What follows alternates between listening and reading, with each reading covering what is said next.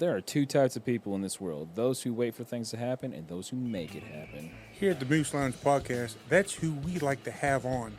The ones who are sick of the 9 to 5 and want to do what they love and feel alive. We like to find out what they do, how they did it, and what they're doing to keep it going and stay relevant. Don't think we're just some boring, predictable interview podcast. We do so while drinking America's only native spirit, bourbon. So sit back, grab a glass, and enjoy while you listen to us interview individuals who have turned passions into careers. Available bi-weekly everywhere you get your podcast. Booyah. What's up, Salty Hippo Nation? This is Aaron from the I Had to Say It podcast, and you are listening to the Bleach Bros podcast with B-Word and Jake. Stick around for the dirty talk, and don't forget to get sanitized. Bleach Bros, brah.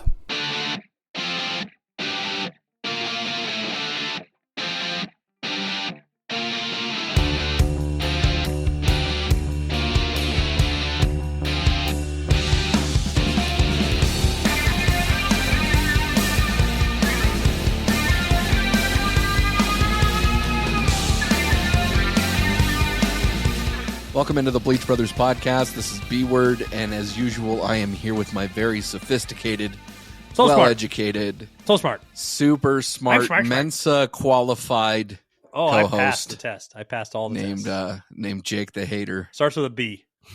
It starts with a B. Basuck my dick. Basuck my dick. Basuck the ducks.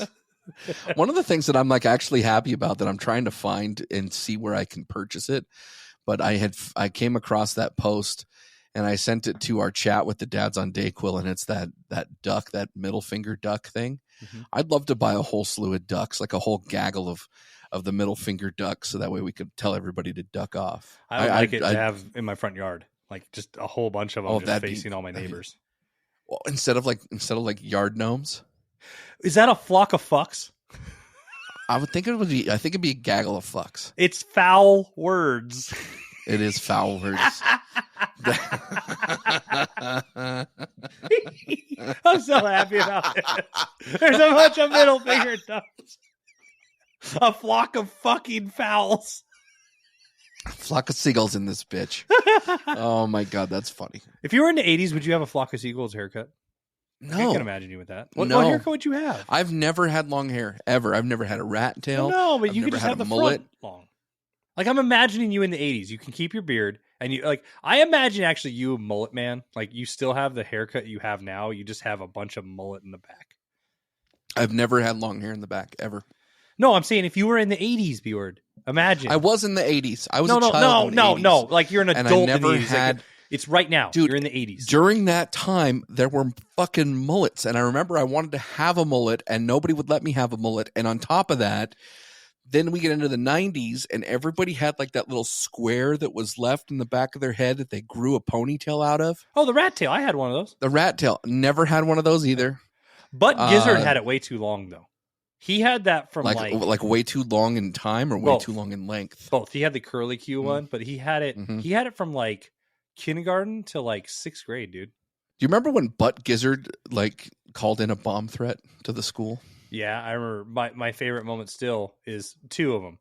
When you were going to fight him and you were throwing desks across the room in 3rd grade. And then when I actually did fight him in 6th grade and I beat him up.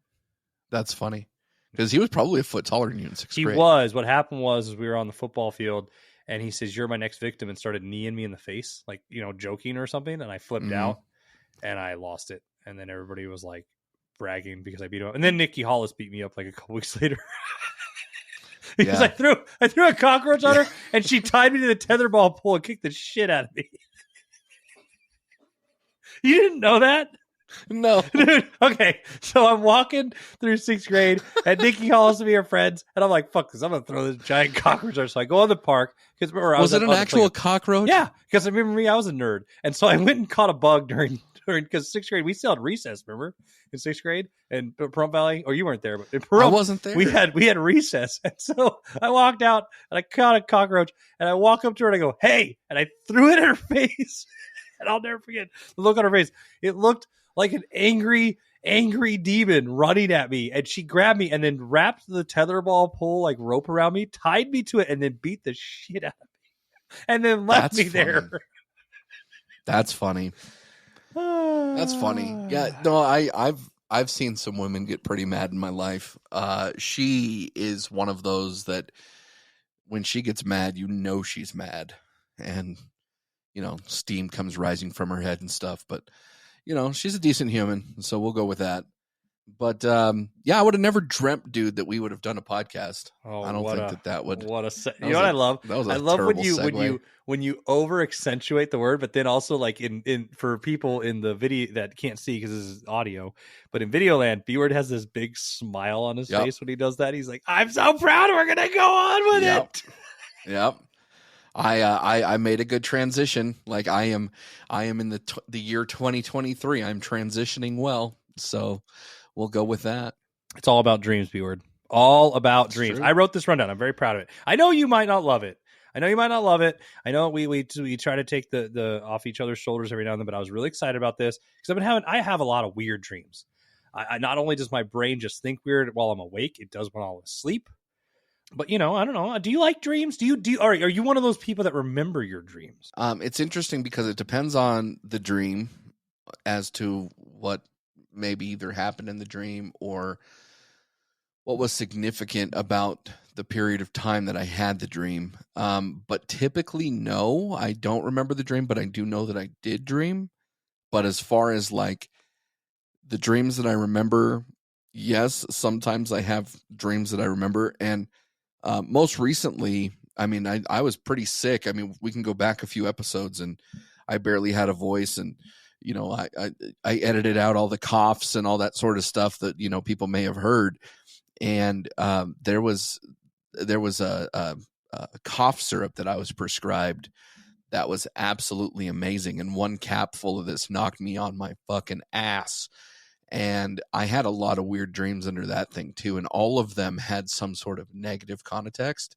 So like I was either murdering somebody or I was watching a murder and trying to get somebody to get away. Like it was vile things that were happening in my dreams under the influence of this cough syrup. So I will say that there are certain things that like trigger that, but I can also dissect my dreams too. So like if I wake up and it's like, oh wow, I had a really bad dream about this, because you instantly think like, what that first thought is when you wake up. I can figure out, okay, why I had that dream based on maybe things that I were thinking about going to bed or things that had happened to me recently, people that I thought about recently, et cetera, so forth, that helped to influence that dream. So I don't know. There's the two sides of that. What about you? Well, you talked about, the drugs you were on that caused you, to sleep a certain way and have certain dreams. I had a friend who was a sous chef of mine who was convinced if you ate cheese at night, you had nightmares. And that always made me laugh. So one night we fed him a lot of fondue, and he literally woke up screaming because he crashed at my house.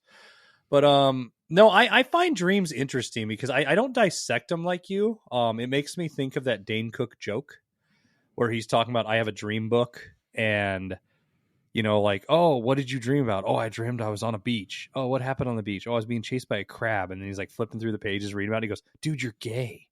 I'm not gay. He's like, no, you were chased by a crab. That means you're gay. Like I had a friend that had a dream book. I've looked into it. I've never really tried to find meaning in them because they're usually off the wall and crazy. I have a lot of nightmares, stuff like that, but they're fun. They're fun. I like it when I remember them. There's no worse feeling though than when you've had a good dream and then you can't remember it. Like you go to talk, you walk downstairs, everybody's having breakfast, like, oh, let me tell you about my dream last night, and then it just instantly is gone. It like evaporated out of your brain. Like I hate the worst part. The worst part is that at the age that I'm at, I have to get up to take a piss every morning at 3:00. Every morning at 3:00. Doesn't matter if I'm going to wake up at 6. Doesn't matter if I'm going to wake up at 9. Every morning at 3:00, I'm getting up to take a piss. And if I have a really good dream prior to that 3:00 piss time, that I want to fall back asleep and hop back in that dream realm, like I think of it. It's weird, dude, because when I'm dreaming about things or like when I'm in that sleep pattern, I almost think that like, you're almost like in a Hot Wheels race, and you have those little plastic like lanes that you can make all the shit with. Like I feel like I have to get back into that so I can join into the actual fucking dream again. And then if I turn right or left, I'm in some alternate version of that, and just weird shit. But yeah, that 3:00 time, dude, if I have a really good dream leading up to that, it's not often that I get to go right back to that dream. See, I've had where I guess people call it the sleep paralysis, where I can't get out of a nightmare, right? And I feel like I can't move. And I don't know if it's just because I'm so scared, like it's just that, but I do believe in like the mythos. Like I remember I have friends that said like you can't read in your dreams, like you can't read what text is, right? But I feel like I can. Also, they say you can't dream of people's faces you've never met. It's like you can't imagine somebody's face that you've never seen. Like you've had to have seen it, whether it's in a glance, in a passing, or on a movie or anything, but it's never going to be somebody that you've never had some form of contact with, even if it's like the littlest nuance that you never even would have paid attention to subconsciously. Like if you're walking down the road and you look at somebody and you might not ever remember it, your dream world can, but those are things that are interesting to me. Like, is that true? Is it not? I used to have a whole theory, and this is stupid, but I don't care. I used to really believe, because the world is not flat, so fuck you flat earthers. But you know how the world, B-word, when it's daytime here, it's nighttime in Africa, right? So I used to tell a stand-up joke that when I'm asleep, I'm a vulture in Africa. And I'm probably dreaming of being that vulture and flying around, but I'm actually there. Like I'm on the other side of the planet, living in some other creature or some other person's life. And then when they go to sleep, I wake up and I do it. And you know, maybe that's a real theory. Maybe we're like string theory or whatever. Maybe that's a real thing. Did you ever watch the TV show Once Upon a Time? I tried. I couldn't get into it. Toward the end of the series, there was Snow White and Prince Charming. They shared a soul, and because they shared a soul, when one was awake, the other one was asleep, and vice versa. So like one was actually in reality, because it's a weird show. If you've never seen it, it probably won't make a whole lot of sense. But one person was in reality, and then the other person was in the make believe world that they're all from. So Snow White and you know, all that sort of stuff. Anyway, it was an interesting concept. I think that's possible. I don't know if it's probable. Like, I'm fascinated with that thought process, because there are films out there that do a good job. Like Christopher Nolan kind of has that market, right? Those types of storylines between Inception and whatever the one with Denzel's kid was, and all that sort of stuff. Tenet. I mean, Tenet, those were done very, very well, and I could definitely see how those could be like influenced by dream worlds and all of that sort of stuff. Whether that's true or not, I mean, I don't remember any of that. And maybe like if that happens where we're, you know, some sort of like you and I would be two gay owls in a tree. Like we would sit there Hootie and like hoo. yeah, you'd be like hootie hoo, and I'd be like yoo-hoo, and we would just sit up in a tree and we would just be like all gay and shit with next to some koalas getting, you know, chlamydia and whatever. And like that would be our alternate life. I'm down with that. Now I'm imagining what kind of owl I am, but I don't want to get sidetracked on that. No, another good movie is A Scanner Darkly. Like that's an interesting one with Keanu Reeves. It's like that water paint, like weird animation sort of thing, and they talk about that a bit. I remember in college, I was trying to at the time write up my first movie, and it was a movie about dreams, and it was essentially where a guy falls in love with a reoccurring dream, a girl. And he gets addicted to sleeping pills to be with her, to essentially cheat on his wife, right, and be with this woman. And he eventually overdoses and dies at the end, because you know me, I like movies that end like real life. Yeah. But the beginning of the film is like his funeral. Like I remember writing this thing out, and I was trying really hard. I'm not a great movie script writer. I think it's a very hard art.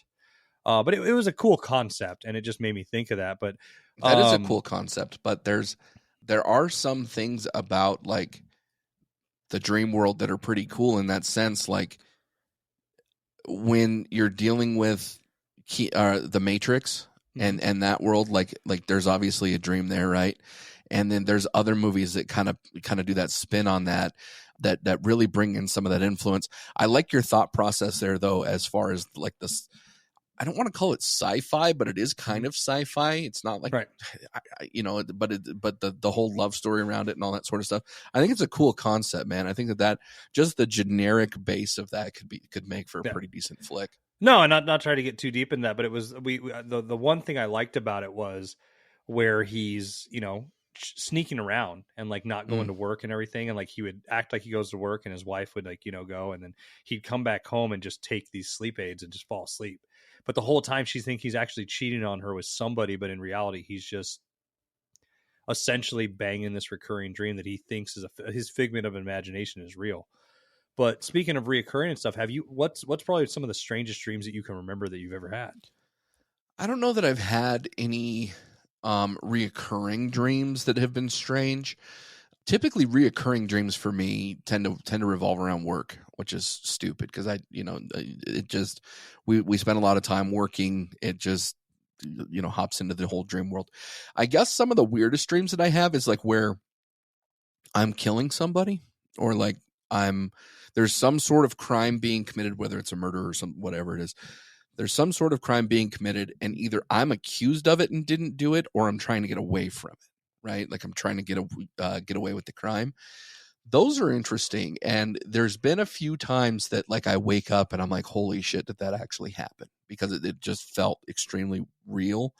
But as far as like other crazy dreams, I mean, there's not really a whole lot that I dream about that's crazy. Things are just kind of weird. Like they're just off. They're not quite normal, and there's just enough to make it feel weird, and not in like I'm in like a Roger Rabbit kind of way where I just hop into this storyline and all of a sudden there's a whole bunch of cartoons. It's not that, but it's as if things are just slightly off, like almost like a butterfly effect, if you will, where just enough things have changed to where it changes the story completely. Yeah. No, the thing for me is I've had some recurring dreams. The weird thing is the most memorable and the recurring ones are always nightmares for me.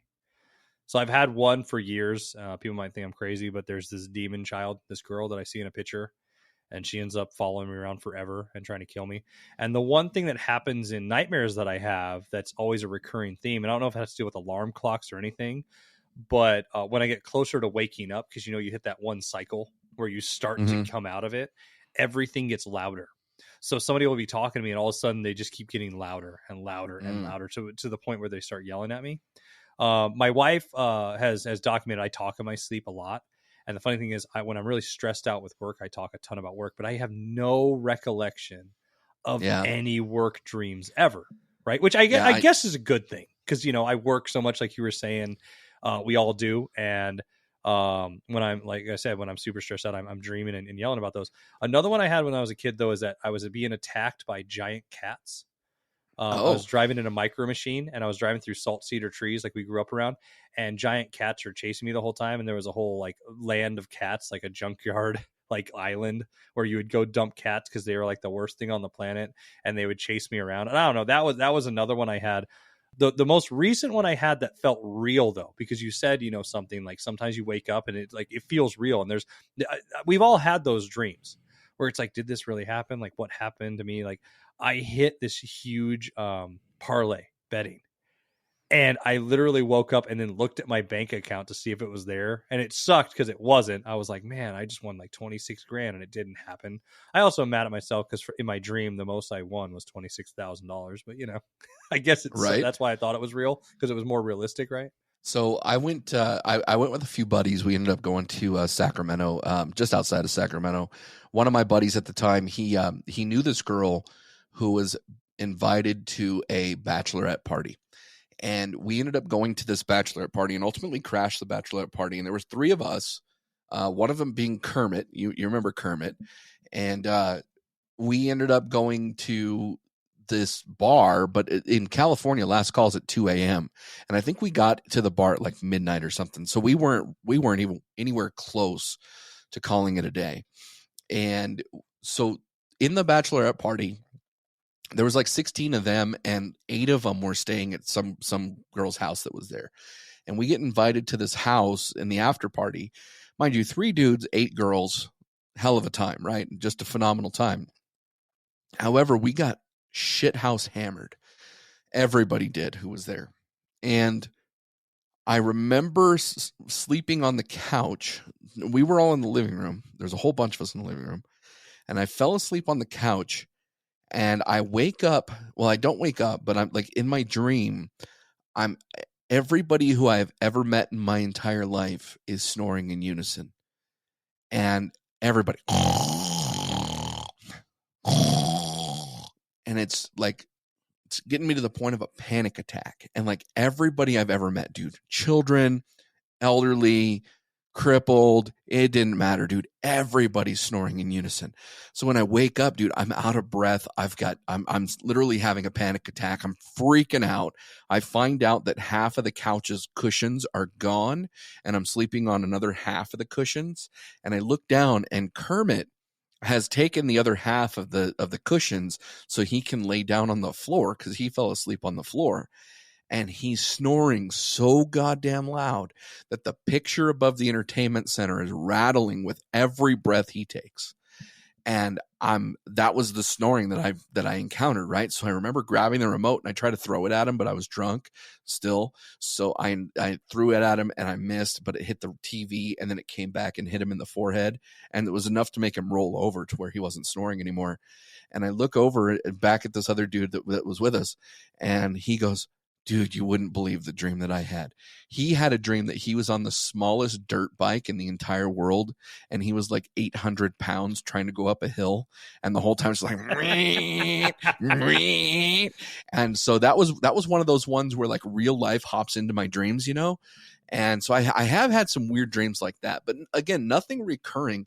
Like I said, mainly the most recurring thing that I have is really geared around work, and it has to do with like tedious tasks, like whatever the thing is that you hate about work the most, or whatever you're worried about with work. Like if I'm worried about work, like things are coming up, I'm trying to meet a deadline, things like that, I find that my dreams will encapsulate some of that a little bit.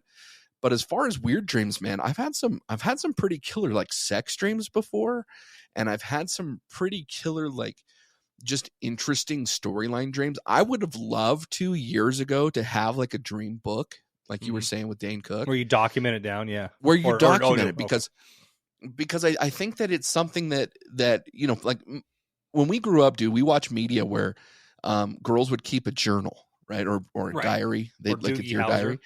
Yeah.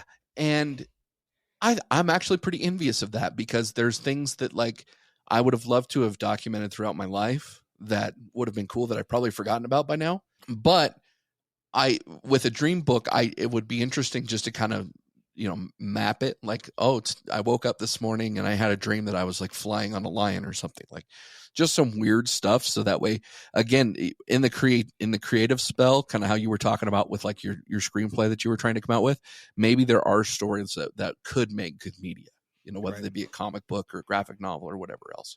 Yeah, see, I agree with you with the documentation. I do have some that's funny, though. Like, my wife used to write down random things I would say in my sleep. Mm-hmm. And there was one time she left me a bunch of notes in my car. So, like, one of them was I apparently was screaming out, "I love triangle," over and over again one night. You know, so she would write, or like one time I rolled over and said, "The bald eagle is going to come get us." Like, she wrote a lot of those down when we started dating, which is sort of funny to look back on. But, like, I feel like with everybody, there's common themes that happen, like for instance, like if you're falling, right, like you're falling forever. Like for me, it's like no matter how fast you run, you're never going to get to where you're going. Sort of like your buddy on the smallest bike, and you know he's the biggest guy, or like you're trying to run away from something you don't. Do you feel like a lot of those are very common for everybody, or like certain ones happen to you only?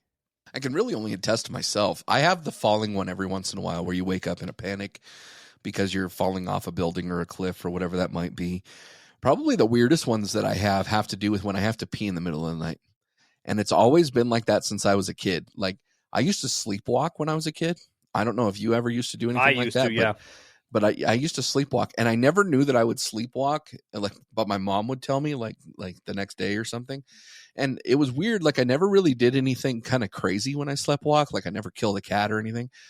But I remember I was bear hunting in Montana, and I was staying at this little motel right outside of Missoula. It was like an hour outside of Missoula or something. It was called Happy's. Like I remember almost all the details surrounding this thing. I went to sleep that night, and I remember David Letterman was on, and my stepdad at the time and his dad and his uncle, we were all in this motel room, and I woke up in the middle of the night and I had to pee, and I'm in my tidy whities. And I get up and I grab the fishing pole. Now, mind you, it's May in Montana, so it's not quite, it may have even been April, so it's not quite warm, like it's still pretty damn chilly up there. And I wake up in the middle of the night and I grab a fishing pole and I go and I start walking outside. And my stepdad goes, "Where are you going?" And I said, I gotta pee. And I'm like standing and I'm doing like a sprint, like one of those running in place things because I had to pee. So he pointed me to the bathroom, and then finally I woke up and I peed and I went back to sleep.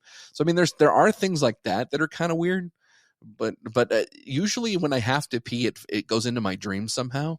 Yeah. So it could be like I'm playing a video game, like I don't know, And you have to get up because I'm at an arcade, but I can never like beat the game, or I'm at a urinal. Like the worst part is in my dream when I'm at a urinal and I'm trying to pee but nothing comes out, and then I wake up and I'm like, holy fucking shit, I'm really glad nothing came out because that bag would have been fucking soaked. See, I have the fourth Bleach Bro, the unnamed Bleach Bro. Me and him were college roommates, and I used to sleepwalk a little bit, and again, most of mine deals with stress. And the craziest story Bobo? ever, huh? You mean Bobo? I mean Bobo. Yeah, that's his Bleach name Bro. on Facebook now. I know. Bobo. The fourth That's Bleach crazy. Bro, known as Bobo, was my college roommate, and he told me one day. I wake up the next day, or I wake up and we're sitting there, and he's like, looks all freaked out. And he goes, "Dude, you were sleepwalking last night." I was like, "Oh, okay. Anything happened?" He goes, "Yeah, I was working on a paper on my computer, and you walked up and you pushed me out of my chair and just started punching the computer screen, going, 'Turn this shit off!'" And then he goes, and then you just walked back to your bed and went back to sleep. And that was one of those ones that was like, okay, that's a little crazy.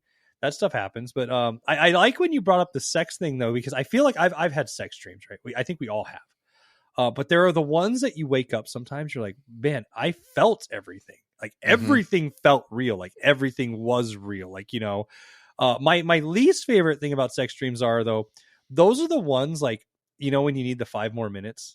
And it's like you're awake, but you keep your eyes closed. Like I'm gonna do this, and then you feel like you're just making it up at that point, like imagining it instead of it just organically happening. Yeah, like you're doing the play-by-play. I don't know. Okay, so what's the best girl in your dream? Is it always just an unknown, or is it like a famous person? I mean, it's varied from a number of different people in my dreams, but some of them have been never known people, and those are pretty cool. Some of them have been ex-girlfriends, some have been current girlfriends. It just, I guess it kind of varies, but I will tell you, like, and I don't know if it's because maybe I'm, in the position that I'm laying in and like it feels good in that position or whatever it is that like influences it, but you feel like you're doing the whole thing, but, and at least, in my later ages, I don't finish, right? But I remember being a teenager and that wasn't the case, dude. We had those nocturnal emissions. Did you have those nocturnal emissions? No. Dude, no. I would have these dreams where I would imagine whatever was going on. And next thing you know, dude, I woke up and like in my boxers, I've got this nice wet spot and goo. And I'm just like, what the fuck? And I remember like in middle school health teacher, I think it was health or science. I don't remember what, but they would tell us about these nocturnal emissions. Like, oh, eventually you'll get nocturnal emissions and blah, blah, blah. And okay, fine. I knew about it. And then all of a sudden, like I'd wake up with this goo and I was just like, oh God. And so I'd have to take a shower real quick and then I'd have to figure out how to do my laundry without like, anybody knowing that I came in my boxers overnight and, that sort of shit. But no, as I got older, that doesn't really happen. That hasn't happened since I was a teenager. But dude, some of those are like super real. And some of them you feel extremely guilty. Like there's some girls that, like people that that you're just like, I would have never. And all of a sudden they were in my dream. And most of the time it's like this forced, awkward situation where you don't want to do it, but you end up doing it. At least in my dreams, that's the case. And I wake up feeling super dirty. And interesting, man. Do you have like a reoccurring sex dream? Like, is there something that you find in particular in this subject? No, it's always been randoms. The funny thing is, I will say this: if I have any, it's usually me and my wife fighting, and like we're gonna get divorced or something, and then I'm out with somebody and it happens. Right now, it's a dream; you can't control that, right? But I will say, and I mean that's about as much as I have on the matter. Like sex happens, I've never had the nocturnal emissions. Like, I've had sex with random people, like all over the gamut, like you, famous people, non-famous people, people I've met, people I haven't, whatever. never a dude, so never you, B-word. Sorry. Yeah, Never Robert I've the never Bear. slept with a dude in my dreams. But I will say food for me, being the chef, is probably one of the coolest things in dreams. It always it reminds me of cartoon food. It just looks perfect. It tastes perfect. That and the other one for me is cars drive so much faster. I'll give you the cars. As a fat guy, dude, I'll tell you right now, I've never dreamt of food, not once.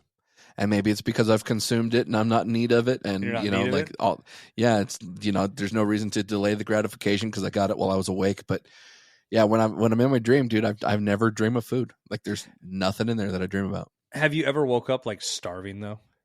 Oh yeah, Like the hurt on the stomach, like starving, like it's like, you're like, oh, what the hell? But that has nothing to do with my dream. It might have something to do with, maybe I didn't eat the day before or something like that. And Okay. so there's things on there that influence it, but nothing to do with the dream. Well, let me ask you this then. Do you find, like, this whole dream talk and everything, we've talked nightmares, food, sex, everything. Do you feel like dreams actually have meaning, or they're just a figment of imagination that just occur and then you move on? I'm going to answer that on the other side of the break because I like the question. So we'll be right back. Bleach Bros podcast is proud to align itself with Jerky Pro, a beef jerky manufacturer established by military and paramilitary veterans. Available in 3-ounce or 1-pound bags with great flavors such as honey glazed, teriyaki, red hot, apple cinnamon, original, peppered, sweet barbecue, and if you're ballsy enough, nuclear. Be sure to use our promo code to get some of the best jerky on the market. Use Bleach Bros 5, all lowercase, to take advantage of this offer today. Welcome back into the Bleach Brothers podcast. Jake the Hater here with B-Word, and I asked the question before the break. Thank you for listening to the ads, everybody that does that. It really helps us out. Sponsorships paid, everything. Check out the Patreon. Check out everything else. Like, subscribe, share. Back to questions about dreams, B-Word. I was bringing up if you felt like they have any meaning at all. And I'm not saying like break down each dream individual, but overall, for people, yourself, or whatever, do you feel like there is a meaning behind them, or some other supernatural like thing, or dreams just a figment of imagination that just happens and move on with your life? I have two takes on this. Number one, I firmly believe that there's a spiritual world, whether it involves demons and angels or whatever that might be. I truly believe that there are those things out there. I'm kind of skeptical on ghosts, but I don't have a reason to not believe in ghosts, if that makes sense. So that being the case, kind of tying that all into the spiritual realm, I think that there could be some sort of influence on dreams in that particular topic. I don't necessarily know, like, if you dream of an apple, as an example, that has a particular meaning, or if you dream of, like, a lampshade or something, like, I don't know that those things have meanings. You'll find if you Google a lot of, like, what does this dream mean, or what does this dream like that, you'll find that there's a lot of websites out there, but I kind of find those very similar to like a psychic. Like, if you go to a psychic for advice, they're going to take your money and then they're just going to give you advice, but how do you know that the advice is real or not? And that's where I'm kind of skeptical with that. I think that trying to dissect dreams and the meaning of dreams is very much like a white woman telling you that you're evil because you're a Scorpio. Like, it's just like, oh, the clouds aligned and all of a sudden, like, sage is whatever burning, and there's 3 hearts in the clouds, and the stars, and like, I don't believe in any of that shit. And I think that if there's an actual meaning to dreams, it's probably not something that we know. But like I said before, I do think that it is something where you can try to at least find the origin of the dream. At least for me, I have a better time trying to find the origin of the dream than I do trying to dissect it and find meaning behind it. However, there are people that I know of, dude, that swear by certain dreams, like white elephants in dreams or things like that. They have absolute meanings. And also in my heritage with being Native American, there was a lot of that sort of stuff with that too, where if you had particular dreams, that really influenced certain beliefs within the culture, or at least callings in your life and things like that. So, it's really hard to say. There's a lot of people who believe that Mary had a dream about an angel where she was going to carry baby Jesus and all that sort of stuff. And some people can argue that was a dream. Some people can argue it was real. It's really crazy just to think about it and say, okay, if that was me, what would my interpretation be? Right. So I have no clue. No, I agree. And I agree with the whole, like, I treat it like crystals and sage and holistic medicine. And it's not, none of that stuff works. But to me, when you look at these websites or the books, or you look at it, just like you were saying, psychics or anything else, it's so vague. It's like, what does a white elephant mean? Well, it could mean that you're curious or courage, full of courage. And like, it usually has like multiple meanings that is vague enough to describe everything in your life, but nothing in your life at the same time.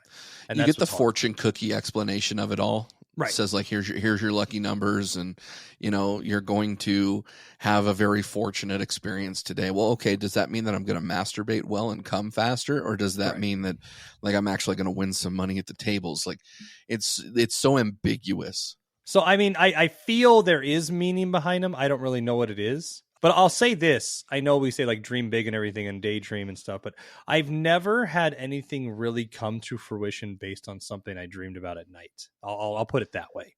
I don't feel like it's ever represented anything that's happened in my life. I'll say this. I think that dreams can mean two things. I think that you can dream something, which means that your mind was active and fell into some sort of storyline that you're experiencing or that you're imagining while you're asleep, or you can dream for things like almost like goals. And I think that when you dream for things like goals, you can actually sit there and say, okay, my dreams have come true, or things have happened, or I'm working toward a dream, working on a dream, those sort of things. So in life, I mean, the English language is pretty funny like that, how we have a word that means multiple things. But I do think that there are things that you can dream of that influence the dream that you're working on, if that makes sense. Like maybe you have a dream about having children one day, or maybe you have a dream about, going and getting a particular job, or whatever that might be. You can put that in the other dream category and say, hey, maybe this is something that I want to work toward. And then you go from there. I just don't know that there's an actual meaning to dreams. And I'll be flat honest with you, dude. And I think that you take the same approach. There's probably a lot of people out there, maybe people that are listening to this episode, that firmly believe that there are meanings in dreams. And if that's the case, like, I'm not telling you it's wrong, but I just don't see it that way. No, and I'd love to hear that. But I mean, I think that's also people though that search and actually like look deep into it. Like I'm not, as you said, I don't document them, neither do you. I don't go out and seek like, oh, I dreamed of a red rock last night and threw it in a river. Does that mean anything? I don't go out and actually like look into it. And if I did, I might have a different feeling behind it. But I also feel if you already start out with the mindset of that I don't believe in it, you're never going to. So it doesn't matter to me. You can tell me all day if I dream of a white elephant, it could represent something. To me, I'll be like, there was a white elephant. I know elephants. It was albino. It was there. Did I eat it? No. Okay. I must not have really been hungry or hunting or whatever. But I don't know. I mean, on this show, though, B-Word, we talk a ton of pop culture, movies, actors, that type of stuff. And I what I want to do is I want to preface to the next segment. I described it to my wife, what we were going to talk about. And she told me I really need to make sure I describe this properly, because when I wrote the rundown and sent it to you, I said, what are your top 5 dream movies? And so we're going to talk about movies that we wanted to see made. Now, mind you, my wife goes, just like you did. Does it mean movies about dreams? Does it mean a movie you've dreamed of or anything? No, this is a movie that never got made and that you would love to see be made, like come to fruition. The nerd in me really, really loved this topic because it is about dreams and something that you could have come true and actually have meaning. And so, there are the ones out there, especially for us comic book nerds, that we've always dreamed to happen. But in general, B-Word, if you could have 5 top movies that have never been made that you want to see happen, that maybe have been in production hell, that have never occurred, that you always feel would be great, whatever. I have 5 and 1 honorable mention. I know you do because we talked behind the scenes, but I want to go through that list. Well, before you go through that list, in last week's episode, we talked about answering questions with questions. So I am going to challenge your movie topic, and I'm going to put you on the spot to engage with me on this other movie topic. Okay. What is your favorite film about dreams, number 1? And number 2, what is something that you've had nightmares over that either could be a great movie or was caused by a movie? So the nightmare one is Pet Sematary when I was a boy. The sister, the sister upstairs was in dreams of mine. It would always freak me out. So I'll answer that one right out the gate. Best dream movie, I guess I'd say Scanner Darkly, because it really talks about some in-depth moments. I don't really remember movies where people are purposefully trying to go to sleep, and I usually hate dream sequences. Like, for a perfect example, remember Christopher Nolan's Batman? Mm-hmm. Remember when he had the or maybe was it with Batfleck that it happened? Zack Snyder universe. It was the Snyder universe where Batman, Ben Affleck and had he had the bad Superman, and okay. I hated that. So most of the time in movies, dream sequences are over the top, a little crazy. Horror movies, it's just full of a jump scare. So I'm not really sure on that. What are yours? So I have 2 dream sequences in movies, or at least dream movies that I like.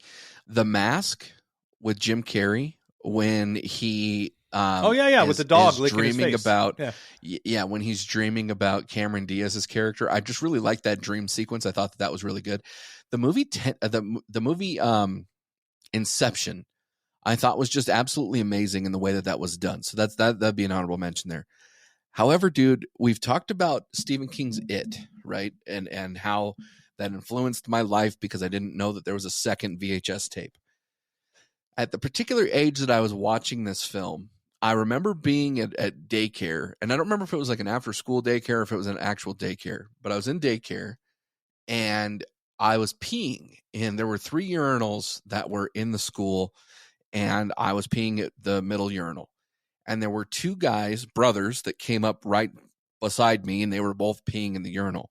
And one of the things that the kid on the right said is he looked over. We're about the same age. He looked over at my pee-pee, and he goes, "Oh, that's an interesting pee-pee." And I didn't really know how to take that because I was only a kid, right? And then he looks at his brother's pee-pee, and he goes, "Oh, your pee-pee's bigger than my brother's." And then that was like the interesting thing, right? So like it was an age where I started to understand what pee-pees were. Like Mr. Peepers, like my pecker was sitting there, and like I understood what it was. Just fast forward a year or two, I'm watching Stephen King's It, and the clown never fucking dies. Right. So when the clown never dies, I understand that there's a cannibal clown who feeds off of kids. So I would have a reoccurring nightmare about Stephen King's It biting off the pee-pee of all of my friends. And yeah, that was a reoccurring thing. So now that I put you on the spot for those 2. You said something about, a horror icon. So I would be remiss if we didn't talk about Freddy Krueger. Right? Dream Warriors is my favorite one of the series.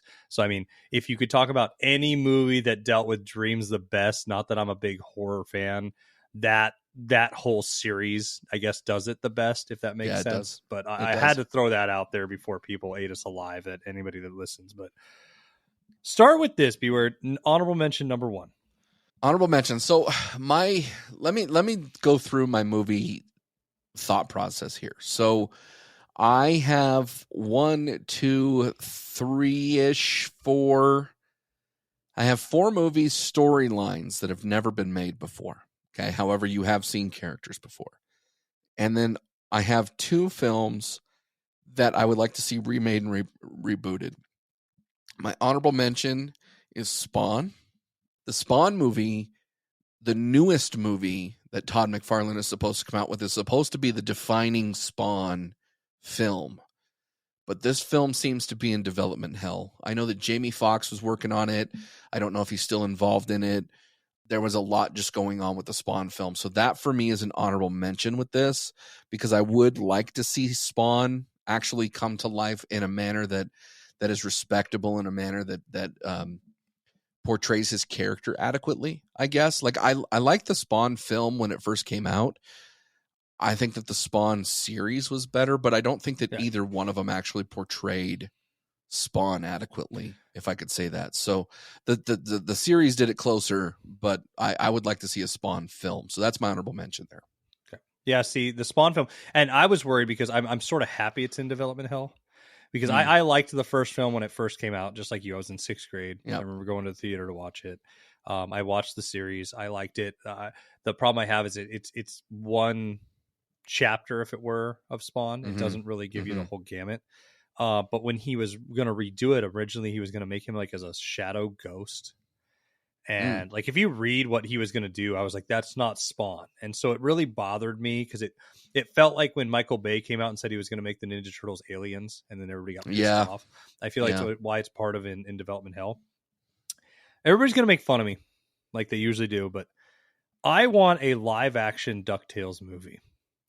And I know ducks are involved, but I would love to see that. And it comes down to this: either give me a really good Howard the Duck again, even though I love the original Howard the Duck, or give me a DuckTales. So they both deal with ducks, but DuckTales is there. I would love to see a live action of that. If Disney's out there fucking pumping out all this bullshit that's live action, give me a property that we've never even tried. Like, give me something that seems off the wall and just do it and go for it. Like, so would you want it to be traditional DuckTales, or would you want it to have like some sort of wraparound story that would involve DuckTales, Tailspin, and Darkwing Duck? I wouldn't mind combined universes, if you're saying that. I wouldn't want it to be like the new Chip and Dale's, where it dealt with more like the true Hollywood story. Right, These ducks got right. addicted to heroin. No, I want it DuckTales. I would like the shared universe aspect. Yeah. To where, at the end, you get that end credit scene where, Baloo flies in on a plane and goes, "Hey, what's up, guy?" You know what I mean? Like, that would be fucking cool.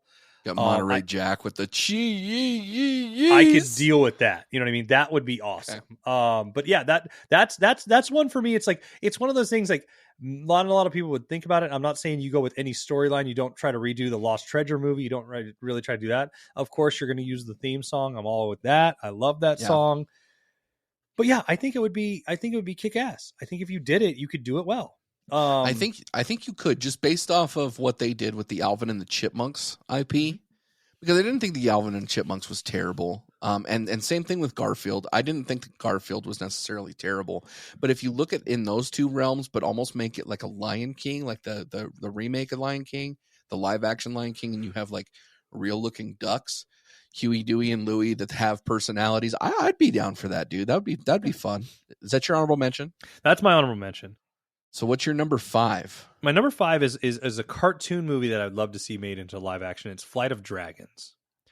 Okay. This was in a past life, in a dream that I had. No joke, no pun intended. If I ever wrote movie scripts and was able to do that, my goal was to make this cartoon movie that I loved as a child into a live action, like full blown movie. And I hate to say that sort of now, because I feel like we're doing that with all these films and they sort of suck. Like, it'd be like if they went back and did all Don Bluth films, like Land Before Time, All Dogs Go to Heaven and stuff, and they tried to make them live action. I think we would all hate them. Like, no matter what you did, I'd be pissed off, right? But that's that movie for me that, like, I loved the original Hobbit cartoon. I loved Flight of Dragons. I like that stuff. I think you could do it well. And it's not on the same aspect of like All Dogs Go to Heaven, where we know what a dog looks like. We don't really know what a dragon looks like if they ever existed or whatever, right? It would work out. You can make it look good. I mean, look at what they've done with Game of Thrones. It looks fucking epic. Yeah. The storyline's cool, and I think you can make it more adult themed. So that was my number 5, because that's been one of those films. Like, when I was a kid, I think that's the first film I can remember when I'd watch it going, man, this would be cool. One, if it was real life, because you imagine yourself, but two, if you could actually make this film look realistic. So I guess I misinterpreted your text, because I have no cartoons to live action here. I mean, I kind of do, but I don't. That's fine. Yeah. I went with comic book storylines. Yep. That's fine. That I want to be films. So my number 5, and I think that Marvel's going to do this. I just don't think it's going to be the same. I want Annihilation to be done, but here's the reason why I don't think it's going to be the same. I want the Nova Corps to be the center of that movie. And I want them to have to deal with Annihilation. And I just don't think Marvel's going to do anything with the Nova Corps. But if I were to have that storyline where it's either a mini series on Disney Plus and they've got money behind it and it's done well, or it's an actual series, there's a lot that has to deal with the negative zone, which we call the quantum realm in the MCU. But the Nova Corps is wiped out. Richard Rider is the last Nova. He's kind of the protagonist of that film and dealing with the Annihilation storyline. I'd like to see that. I just don't think that that's going to happen in that manner. But if they were able to apply that storyline, I would hope that Marvel would put something behind it that would keep the integrity of the storyline and not just like take pieces from it and like include She-Hulk or, you know, something weird like that. I would want them to actually hold somewhat true to the story. So that's why the Annihilation storyline is so low on mine on number 5, because I don't know that Marvel would actually do it justice, if that makes sense. Like, I would trust them with the storyline. I just don't know how they would deliver it. I don't think it would be delivered as well as the story was done in comics. So I agree with you there. I think it could be done well. I think you could, but I think a lot would be missing, and I don't think they got certain characters right. Or we've already had enough canon with some of these characters where you can't match it up now. Because isn't like Annihilation 4 deal with Drax and yeah, it's Thanos, very much you do Guardians of the Galaxy. So you're doing a lot of backtrack storytelling and stuff like that. Because I love Annihilus. Annihilus is one of my favorite villains in the Marvel Universe, so I totally commend you for that. My next one, though, is one that's also been in development hell forever, sort of like when you were talking about Spawn, and it's based on an anime, and it's Akira. And Akira is one of those top animes, like when you try to introduce people to it and show how mainstream it can be an adult, that's the go-to film. It's the cool film. I mean, you always remember the logo with the guy walking towards the speeder bike or whatever it is, and but it's a great film. It's a psychological thriller. It's funny. You watch it now and it reminds you a lot of like Stranger Things, and it reminds you a lot of like The Matrix, and it reminds you of like John Wick. It reminds you of all these films, and it feels like they've drawn from it. It's that big in culture, and it's one of those ones. I remember when I was in high school, the rumor was this movie's going to get made. This movie's going to get made, and I was like, fuck yes. And it still never has, and it's changed hands. I think it even went to what is it? Jordan Peele was going to be part of it, like directing. And so it's changed hands so many times. It feels like it's never going to happen, but it's that film that I want to see. But there's that fear too. It's like, you know, they made a Dragon Ball Z movie and it was garbage. And it's like, can you actually translate this to film? And so, and the thing is too, you already have the film. You have the film as an anime. Like, you're going to do it live action. And do you continue the story? Do you make it a prequel? Do you do the same story and just make it live action? Like, how do you do this justice? And how do you make it right? And so the fears come with it, even though it's a dream film. It's just because I think I've hyped it up for so long and I want it to happen so bad that it's like, just please give it to me. Just please give it to me. And so that's never happened. Before you go to your next, I want to jump to my next one.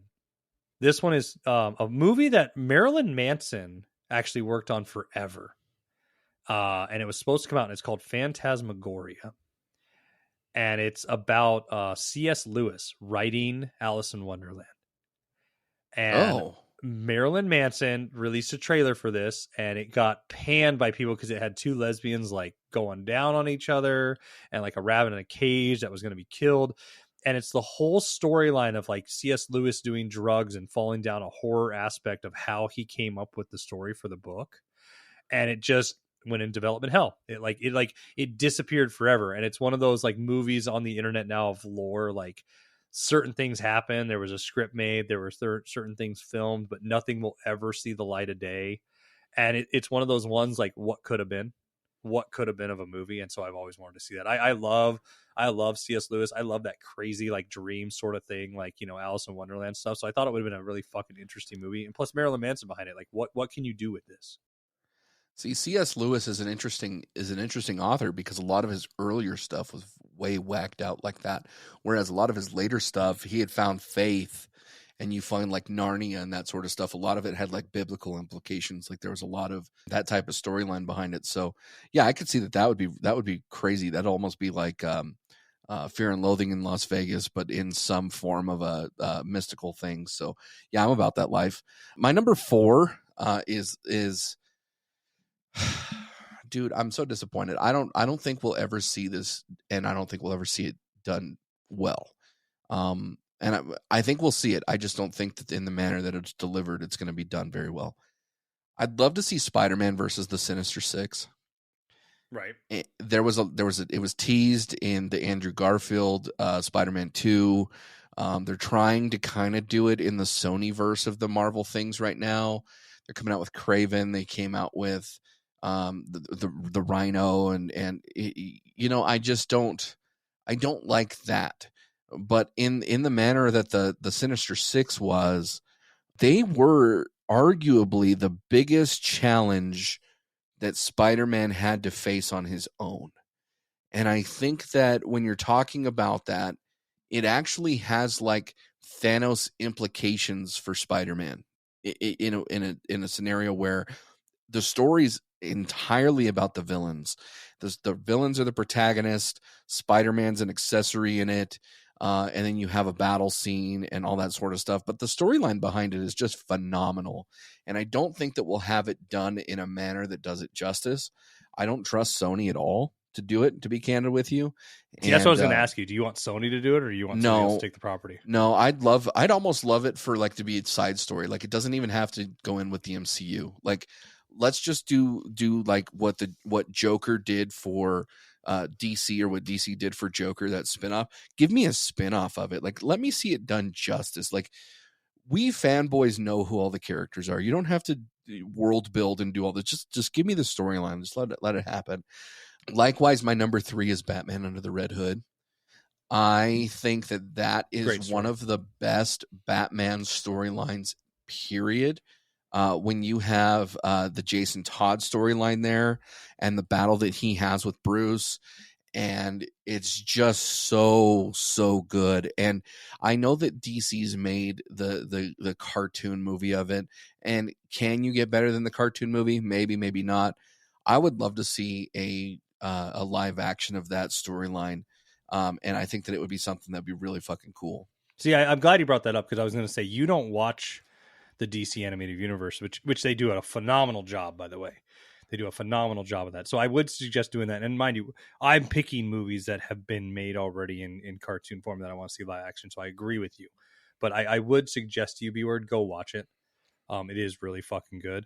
It's funny that you say that, because my number 2 is, I think, all of us fanboys dream forever, and it's a Batman Beyond film. Mm-hmm. And I don't care any iteration. I don't care who you give me. You give me Batfleck. You give me Michael Keaton now. Maybe not Val Kilmer. And Batman, but you can. I would even take Batnips now that he's there. But give me a Batman Beyond that we have been waiting for forever. We have the technology now to actually make it happen right. The graphics would be killer. The storyline's there. It's one of those things, like, you have everything you need there. You have a fan base. You have the story. You have the character. You have everything you need. Like, why the fuck can't we get this done? Because you have a studio that makes it fucking terrible to have actual fanboy films, which again means that I would probably never see any of these come to fruition. So there is that. But so that's your number 2. My number 2 is actually a pretty recent storyline. Came out in 2020. It's the Justice League Dark Apocalypse War. It's where Constantine and Superman, who has lost his powers, have to go and fight Apocalypse. And just that matchup right there, you've got Constantine and basically Clark Kent are going on this battle. It's such a good storyline, and it just takes a new approach to trying to kind of world build in this sense, and also makes it very weighty as far as the storyline goes.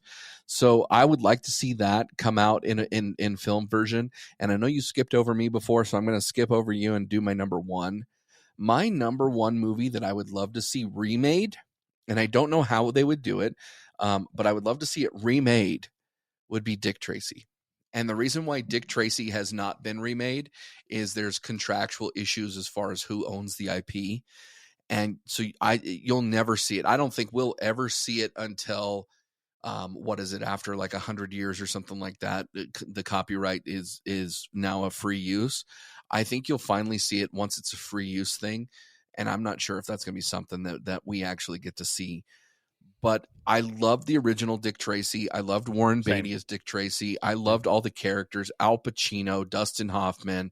They were done so well. Even Madonna's character in that was done so well. And it's a shame that there was never a sequel. That's a movie that there very well could have been a sequel, but you ended up with contractual issues, which studio owns it. There's actually some other person that owns it, that there was a lot of litigation around. I just don't think we'll ever see that again, but I would love to see it remade, and that's why it's on my number 1 on the list. I agree. It's one of those films, though, too. I love the nostalgic, like the original. It's like remaking The Rocketeer. Like, I love The Rocketeer, right? Right. You don't need it. My number 1 is The Legend of Zelda. You want to see that as a film? Give me one story. Try. Okay. Give it to me. Like it's like here's the thing. I would love to say World of Warcraft, but they fucked that up so bad, and the story is so huge. And I agree. The story, the lore, the story, it's all vast. And there is rumors that the live action series is coming out soon, sort of like The Witcher. So I can see it more successfully being a series than a movie. But there's the dream there, B-word. Like give me Ocarina of Time as a film. See the and make it a Time 3-part film. Best Zelda movie or Zelda storyline ever. But you know what I mean? Like give me that in a 3-part film, like you did Hobbit. Like go do that. And I think that's another fanboy dream film. Like I could I mean, I don't know. You give me the problem is who plays Link. If you went back 20 years, it would be Orlando Bloom. I was going to agree with you. Orlando Bloom would be perfect, even though there would be now that probably thing, not. But... And now, and I hate to say it, but now I think of like Tom Holland. I think you can do him in that. I think you can do Harry Styles in that. I think that you can do Taron Egerton. Oh yeah. I think you can do him in there. But I don't think that you're bound to that. I also think that you could even do the guy who played Adam Warlock. I don't remember what his name is, but I think there's a number of people that you can actually put into it that would do it justice. But yeah, 20 years ago, Orlando Bloom. I don't know that you could have better casting than that. No, you don't. Yeah, that's just fucking spot on casting. But yeah, good talk, dude. Good talk. Yeah, good rundown, man. I had a lot of fun with this, and hopefully everybody else did. Challenge for everybody who's listening to this: tell us one dream that you've had. Comment on any of our social media. Let us know. Give us some feedback on the episode. And with that, dude, what do you got for us? Thanks for all the dirty talk, and come back and get sanitized.